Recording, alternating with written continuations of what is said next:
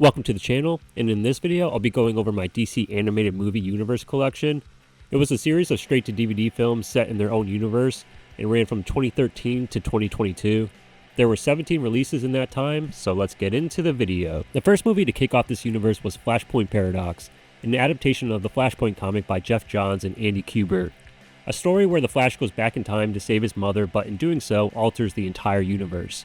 You have Thomas Wayne becoming Batman because Bruce was the one to die that night in the alley. Superman wasn't adopted by the Kents, but is instead imprisoned in a government lab. Atlantis is at war with Themyscira. Abin Sur is still the Green Lantern and not Hal Jordan. Oh, and Barry is no longer the Flash and needs Thomas Wayne's help to regain his powers and undo the changes he made. This movie is filled with appearances from characters throughout the DC universe, and seeing variations of them is pretty cool. This isn't just one of my favorite DC animated movies, but it's one of my favorite comic book adaptations, and was the perfect way to set up a new continuity for DC animated movies going forward. So after Flashpoint, we got Justice League War, which adapts the first arc of the Justice League comic that kicked off DC Comics' New 52. The New 52 was an initiative by DC Comics where they rebooted their continuity as a way to be a new reader-friendly comic book universe. It worked for me because that's when I started to become a monthly reader. It was divisive at the time and still is, but I look back at the New 52 pretty fondly. These animated movies took their cue from that reboot, like how Cyborg is now part of the Justice League instead of being a Teen Titan. This is a pretty straightforward adaptation with really only minor changes, like Shazam being a founding member and Aquaman is absent from this movie. It's still a pretty enjoyable Justice League movie, and it's far better than the live action version we got in 2017.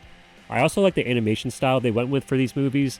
Considering these were straight-to-DVD movies, the recent animation style they went with for their latest movies were pretty fucking bad. The first character to get their own solo movie in this universe was obviously going to be Batman. He has the most solo adventures in this series with 4 out of the 17 films. So Son of Batman is an adaptation of the comic of the same name by Grant Morrison and Andy Kubert. I'm still yet to read that story, so I can't speak on whether this is a good adaptation or not, but that story gave us a new Robin and Damian Wayne, the child of Bruce and Talia al Ghul. DC loves the Damian Wayne character and has pushed the Tim Drake Robin to the side all these years later. As a 90s kid, Tim Drake was my Robin, and it's unfortunate he's been put in Damian's shadow. As for the movie, it's solid. We get to see Nightwing, which is my favorite member of the Batman family. Deathstroke is the main villain, but you get an appearance by Man-Bat, which is pretty cool. Jason O'Mara voices Batman and does a good job and gets better as the series progresses, but Kevin Conroy will forever be the definitive voice for Batman. Next is Justice League Throne of Atlantis and adapts the story of the same name. It's the first DC animated movie to focus on Aquaman. With the New 52, the Aquaman book really reinvigorated the character, in a large part due to writer Geoff Johns and artist Yvonne Reese, expanding the character's mythos and embracing some of the sillier aspects of the character that stuck with the character since the Super Friends cartoon.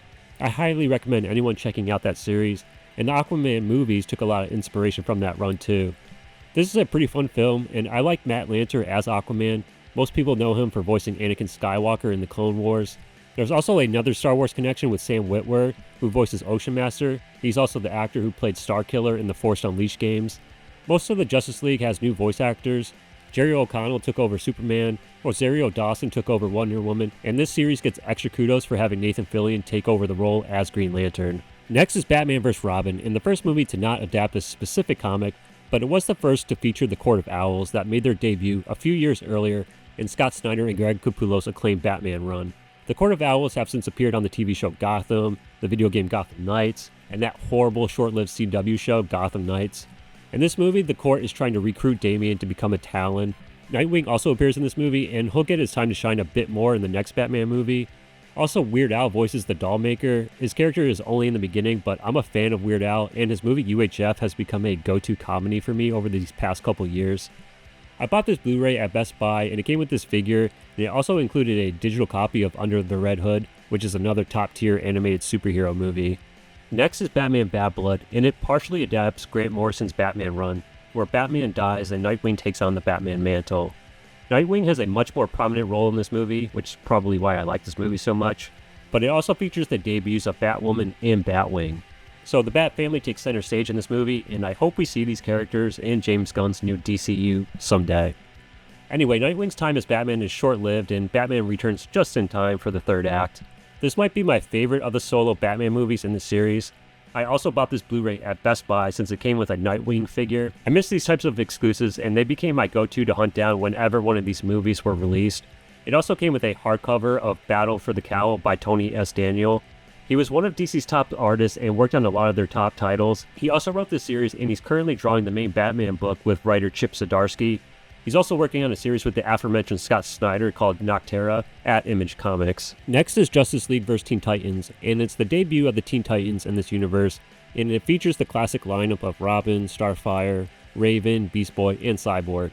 Blue Beetle is also part of the team, and I don't really remember seeing him as a member of the team, but he fits in pretty well. Trigon is the big bad, which is to be expected, and he possesses a few members of the Justice League until the third act for a team-up between the two teams. John Bernthal voices Trigon, and he does a good job in the role, along with the other voice actors for the Titans. This was another solid entry in the series, and once again, I bought this at Best Buy, and it came with a Damian Wayne figure. It also came with a Teen Titans hardcover book. I'm still yet to read it, but I remember this reboot because of Raven's new look. It's such a departure, and it sure didn't last long. I'll check it out eventually. Tim Drake is leading the team and not Damian, which I'm all for. Next is Justice League Dark, and this is the first movie in the series to be R-rated. Not really sure why they chose to go that route, and it's been a while since I've watched this, but I don't remember it being all that violent actually.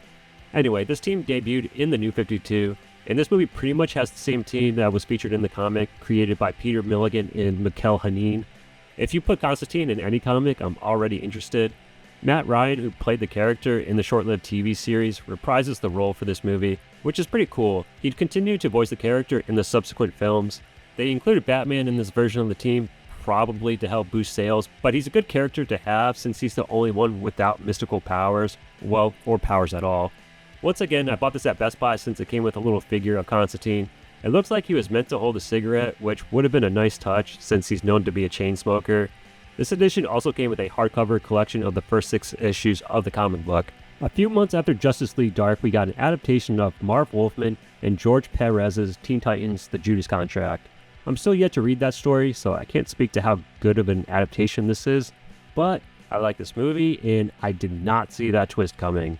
There is also a nice special feature on here where Marv Wolfman and George Perez talk about their time on the book. This sadly didn't get a cool Best Buy exclusive where you get a figure and a book. That would have been nice since it could have been packed with the story it was adapting. There was a version that came with a Blue Beetle figure, but I instead bought this steelbook from Target. I like the glossy finish and the artwork is nice, and it features Deathstroke on the inside. He's the Teen Titans arch enemy, and you learn why in this movie. Next is Suicide Squad Hell to Pay, and this is one of my favorites in the series, and remains my favorite Suicide Squad movie.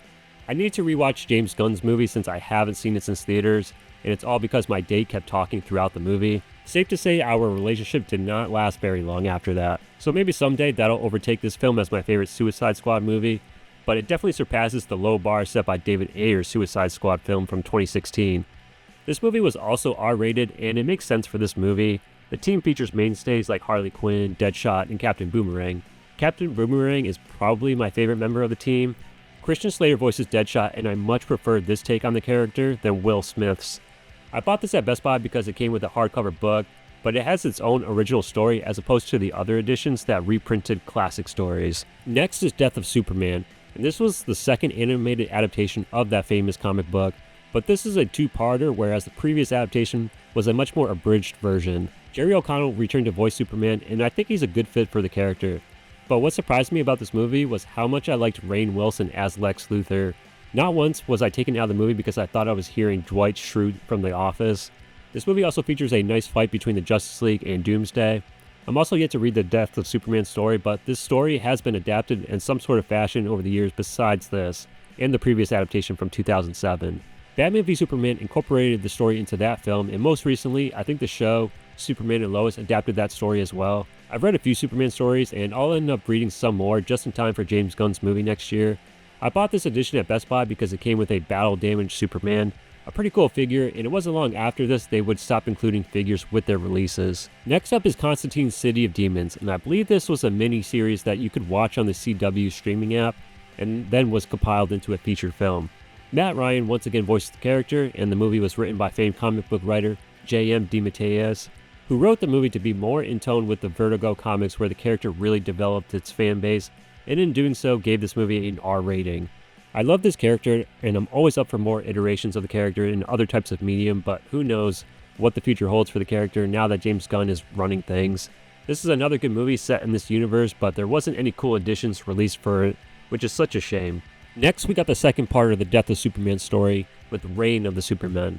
Cyborg Superman, Superboy, Steel, and the Eradicator show up in Metropolis to fill the void left in the wake of Superman's death, if you can't hear the air quotes.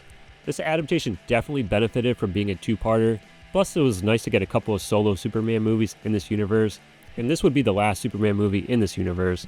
I bought this steelbook from Target, and there wasn't a release this time around that came packed with a figure. They would later compile this two-parter into one movie, and that release came with a figure of Steel.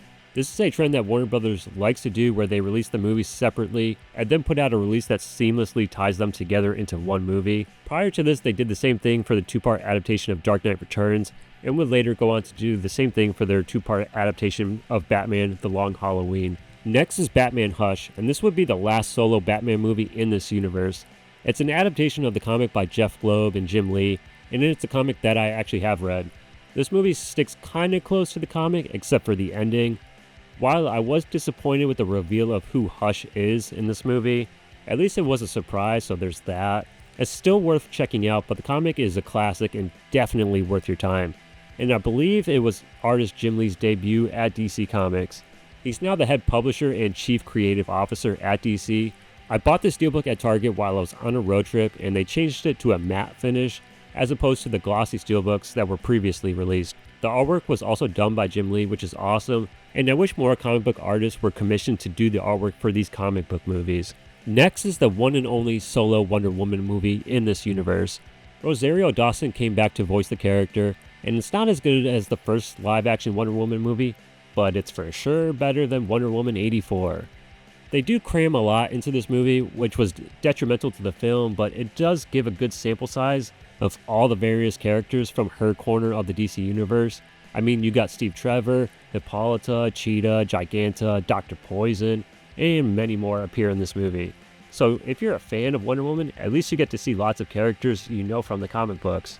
Once again, I went with the steelbook, but Best Buy did have an edition that came with a Wonder Woman figure. The steelbook also has a matte finish, but I don't know why they chose just a plain image of Themyscira for the interior artwork. Seems like such a waste of space. Next is Justice League Dark Apokolips War, and this was the final film for this universe. I'm not sure why they went with it being a Justice League Dark film, since the greater DC universe stars in this movie. It would have made more sense to make it just a Justice League proper film, but who cares, this movie is fucking awesome. I'm not sure which I like more, this or Flashpoint, but it's also one of the best animated comic book movies, period. Darkseid is back after his defeat in Justice League War and basically takes out every hero, and it's up to a few surviving ones to stop him. Constantine is at the forefront of the resistance, and I love seeing him interact with all the various DC characters you would never normally see him interact with in the comic books.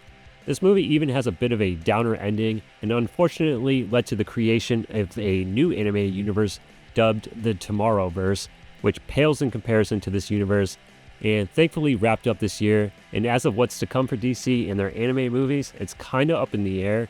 You don't really have to watch all these prior movies to enjoy this movie, and I would recommend anyone to watch this film. This came out right at the beginning of COVID, and finding this steelbook was pretty hard to find at first, but luckily it came in stock on Target's website. A couple years after Apokolips War, Warner Brothers released this Constantine movie. Well, it's actually more of a short film, and this release was more of a compilation of the various shorts that were released on prior releases. I bought it not knowing that the Constantine story was more of an epilogue to Apokolips War. It kind of plays out like a fucked up horror version of Groundhog Day. Matt Ryan once again voices the character and features cameos by Zatanna, Etrigan the Demon, and the Spectre. So this is sadly the end of this universe, and like I said, we wound up getting a new cinematic universe that had some good movies, but some really bad ones, and the animation style they went with for those movies looked cheap as fuck too. Thanks for watching this video. Let me know what you thought of all these animated movies in the comments section below, and what would you like to see James Gunn do going forward when it comes to the animation division at Warner Brothers. I'll see you guys in the next video, but until then, have a movie time. Brits. Aussies. Palms. Convicts. Weka. Wankers.